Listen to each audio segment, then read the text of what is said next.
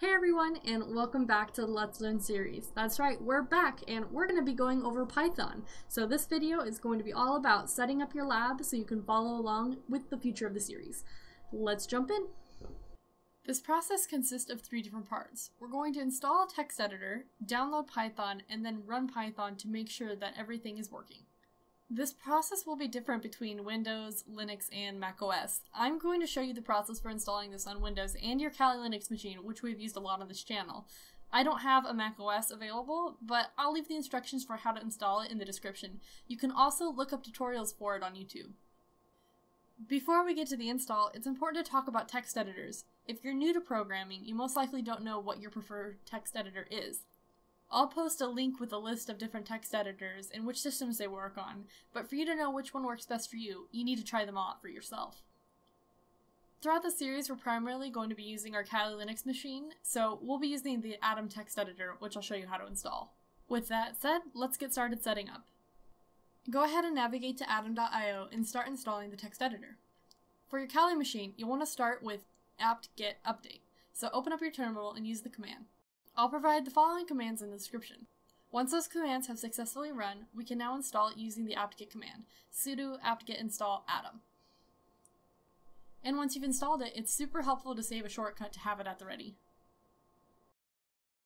Now, we have the text editor installed on both our Windows and Linux machines. Let's go ahead and install Python. Go to the web address, again listed in the description below, and select the installation that best fits your machine. During the installation process, make sure to check the Add to Path option. Now, once it's done, we want to test that it works by using PowerShell. In PowerShell, to get the program to run, you just need to type in the name and press enter. So we just want to type Python. If your text doesn't reflect mine, you most likely did not check the Add to Path button, or something else might have gone wrong during installation. You'll need to uninstall and reinstall. Switching over to the Linux install, in your terminal, type in the following command. Now, we can check that it runs by typing in Python 3.6.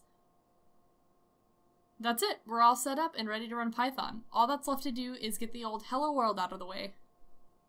I'm going to note here I have created a new directory to put the files that we are going to create. I suggest you do the same so that you can keep your work organized in one place. In your text editor, create a new file.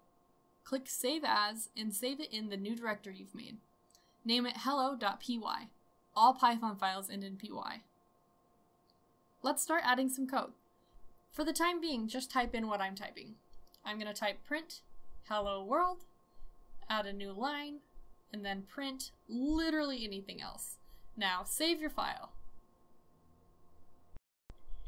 Back in your terminal, type in Python 3.6 followed by the name of the title, which in this case was hello.py. And we see that the machine has read out exactly what we told it to. And if we were going to replicate this in the Windows environment, remember that you don't need to type Python 3.6, you just need to type Python followed by the script name. And there you have it, you've successfully installed Python and we ran our first script. Next week we'll look at breaking down the different components of this script as well as writing more scripts. I hope you enjoyed this episode of Let's Learn. It's really great to be back. And it's a great time to note that my Twitter handle has changed. It's no longer the Comic Girl, but you can find me at AllieHacks. So follow me there or come join our Discord and say hi. And with that being said, I'll see you next episode.